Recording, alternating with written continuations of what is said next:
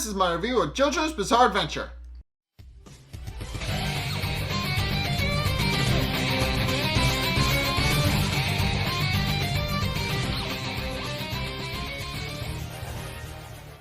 Okay, so starting off, the episode starts off in the first time loop where Hayato has since killed Rohan Kishibe by accident, but still blew him up for using Bites of Dust.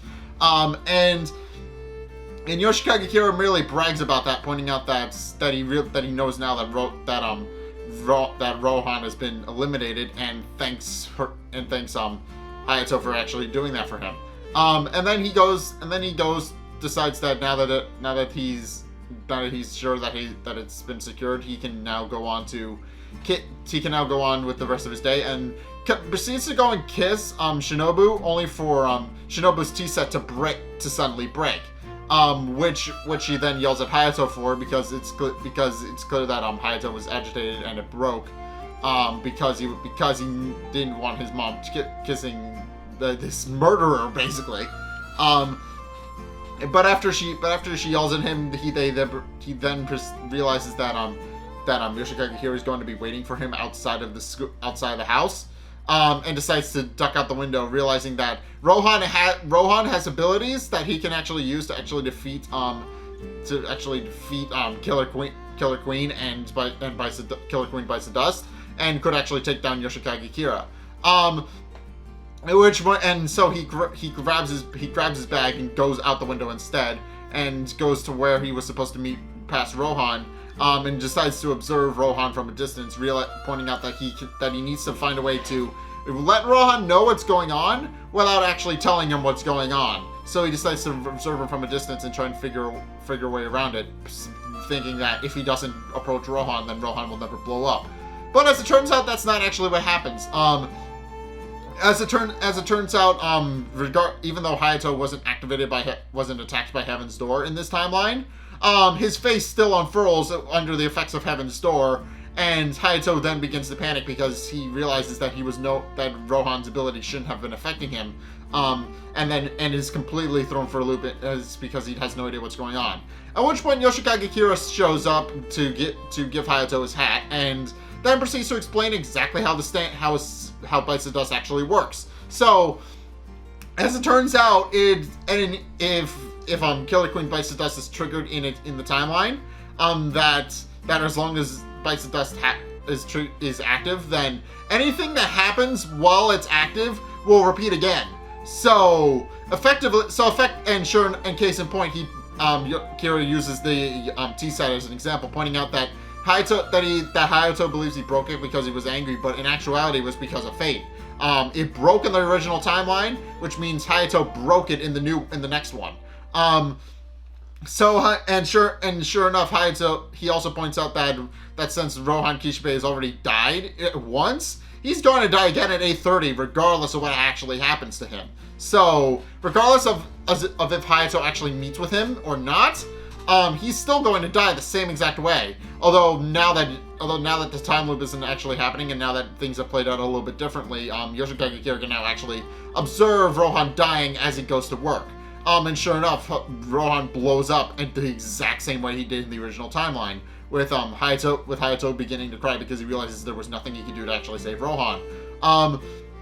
And at which point Yoshikage Kira gloats that he's going to go to work, but that now that Hayato is going to eliminate him, is going to eliminate Rohan for him. He actually has some of his friends that were going to investigate, and that he wants Hayato to eliminate as well, and then goes on his merry way. At which point Hayato runs to Rohan's car, and trips and falls, and realizes and starts sobbing because he realizes he couldn't actually save Rohan, and realizes that he's now down a person that can actually help him defeat his quote unquote dad. But as he's picking himself back up, he's actually approached by Koichi, who is kind of asking him if he's all right, and also proceeds to kind of notice that who he thinks, or at least he thinks he knows who Hayato is, and starts looking and starts looking at Hayato with a strange look on his face, wondering if Hayato actually knows who he is. And Hayato remarks that he doesn't, but then Koichi's Jotaro, Okuyasu, and Josuke all show up at that exact moment, and eventually Hayato realizes that these are actually Rohan's friends, and that they were coming to meet with him, and quickly realizes that Yoshikage Kira wanted him to eliminate all 4 of these people. And he then proceeds to panic about how he's actually supposed to tell them what's going on without actually telling them what's going on, realizing that if they ever ask him about his dad, that things are going to go sideways in a heartbeat. And as he's panicking, trying to figure out a way to slip away from the situation, and pointing out that he'll deceive them if he has to, Jotaro actually notices that Rohan's earring has been left on the sidewalk, and realizes that Rohan was there, but something happened to him, and also begins to wonder if Hayato had something to do with it, since he's observed that Hayato has been acting very strangely since they met him. At which point they realize that his name is actually Hayato by actually looking closer at the photograph, and they decide to actually ask him some questions, only for Hayato to make his own nose bleed in an effort to get away from them so that he can actually go to the hospital. Except that doesn't work because Josuke just uses Crazy Diamond to heal his face so that he no longer has to go to the hospital. And Josuke points out that Hayato is actually points out that he's not in any trouble and that they just want to ask him a couple of questions. But when they proceed to ask questions about his dad, he merely panics and blurts out that they can't ask him anymore. Which catches everybody off guard, and they quickly realize that something is wrong, and that Jotaro is actually the person to put it together, pointing out that if Hayato is telling them not to ask any more questions, that he realizes that it likely has something to do with his dad, and they realize they're likely on the right track.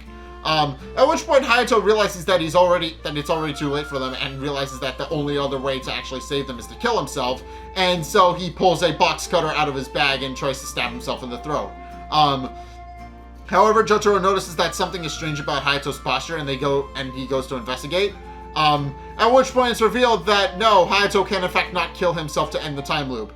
As it turns out, Killer Queen Bites the Dust will automatically protect Hayato if he tries to hurt himself, and case in point caught the box cutter before Hayato was able to slit his throat with it. So, and also because of that, Hayato inadvertently causes all four of them to actually see Killer Queen Bites the Dust, which then causes them to be blown up, and Hayato is sent back into a time loop at 7:34. So, yeah, now it's 5 minutes later than when he was actually sent through time, and Shinobu actually notices him screaming in fear as now he's actually seen 4 people die right in front of him. At which point Hayato realizes he needs to do something to actually stop Yoshikage Kira, realizing that the only way the time loop is actually going to stop is if Yoshikage Kira dies or his time loop is reset in any way. And realizes and while initially despairing because he doesn't think he's able to actually do anything to help anybody, he eventually realizes that there is a way he can actually help them. All he has to do is kill Kira, and then that will end the time loop. At which point he pulls out the box cutter, wondering if he could actually kill somebody with it. And even if it is a murderer like Yoshikage Kira, but after seeing the reflection from the knife onto the ceiling, he realizes he doesn't actually have to kill Kira with a knife or in the more conventional way, because he already has the solution: a stray cat. So he goes up to the attic to actually go retrieve Stray Cat, which is now evolved into a new appearance. It has since grown into a fully fledged plant now, so it's no longer just this little bulb with feline features. It now looks like a fully fledged plant with a face. And so Hayato scoops up Stray Cat, puts it in his bag, and then using a book to defend himself, realizes that Stray Cat will actually become aggressive if sunlight touches it at all, and realizes that if he can get Yoshikage Kira within close range of him, he can actually finish him off. And then after going downstairs, he realizes that in every single timeline that's played out, Yoshikage Kira has always approached him from behind and put his hat on him, which Hayato realizes would be the perfect opportunity to get Yoshikage Kira in a close enough range to actually kill him. At which point he decides to go on the offensive now. So the first thing he does is he tells his mom that his dad actually wants more coffee before he goes to work, and then answers the phone himself, which is rung every single time in this timeline with somebody looking for a different residence than what's actually being called. And it does indeed work. Shinobu pours a cup of coffee for Kira. Kira picks up the cup of coffee and it breaks while he's holding it, which causes it to burn him. So yeah. So and Hayato merely gloats that it serves him right, and then gives his mom a kiss on the cheek, saying that he's going to go to school now. But silently vows that he's going to protect his mom from Kira no matter what. And then he shoots Kira a death glare as he goes out of the house, and proceeds to go to where Rohan is waiting to meet him. At which point he realizes he's got a few minutes before Rohan actually blows up, but also is starting to become a little bit worried because he realizes that Kira hasn't actually shown up yet, pointing out that he should have come to put Hayato's hat on him by now. And sure enough, he eventually observes Yoshikage Kira out of the corner of his eye and notices that Yoshikage Kira seems to be hiding from him. As it turns out, Yoshikage Kira noticed the death glare that Hayato gave him this morning, and realizes that something is definitely off with Hayato, pointing out that he has the same determined look in his eye that someone like Josuke or Jotaro would have, and even Koichi. So he points out that for that reason he's keeping his distance. And Hayato begins to panic because he realizes that if Yoshikage Kira doesn't get within range of him before 8:30, then Rohan's going to die and it's going to be permanent. And then a few minutes later, his friends are going to show up, and they're also going to die. So he realizes he needs to actually get Yoshikage Kira within distance. And sure enough, it's because he starts panicking that Yoshikage Kira actually comes out of his hiding place to actually put Hayato's hat on him. At which point, Hayato actually makes his move. He opens his backpack, Stray Cat pops out, shoots Yoshikage Kira point blank in the chest, and also breaks a nearby tree that Yoshikage Kira was hiding behind. Then proceeds to approach him and shoot him, and prepares to shoot him again with Stray Cat, and believing that he's actually dead and about to die. And decides to finish him off at close range, only for Yoshikage Kira to punch Hayato in the face, which Killer Queen Bites the Dust actually deflects. Because the entire thing is that Bites the Dust won't let any harm come to Hayato, and obviously, even if it comes from its own master, it's going to defend Hayato to the death if possible. But in case Kira gloats that fate must really be on his side, because as it turns out, the wrist that got burned when he went to go drink the cup of coffee and the cup broke was in fact his watch arm, and sure enough, he had actually slipped his watch into his pocket, which enabled him to defend himself against Stray Cat. And Hayato realizes that he's now lost because he now no longer has any way to actually defeat Yoshikage Kira before 8:30. Because once Rohan dies at 8:30, it's going to end. That's it. He's going to die at 8:30, and there's nothing that Hayato can actually do to stop him. So yeah, that's what this episode is. It sets up that Killer Queen Bites the Dust actually has a couple of loopholes that someone even as non-stand user like Hayato could actually exploit.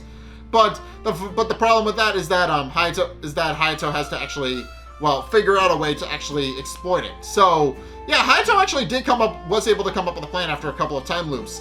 He was able to actually conclude that he needs to either kill Yoshikage Kira and get him to withdraw the stand, which would stop the time loop and stop things from looping over until the deaths become permanent. So yeah, Hayato did have a good plan. It just didn't work out because now Yoshikage Kira has since caught on to Hayato's plan, and now all of the Joestar group is going to die, and there's not a thing Hayato can do about it. So yeah, long story short, Hayato is kind of screwed. Although and now with a few seconds left, it now begs the question of if Hayato can actually beat him now.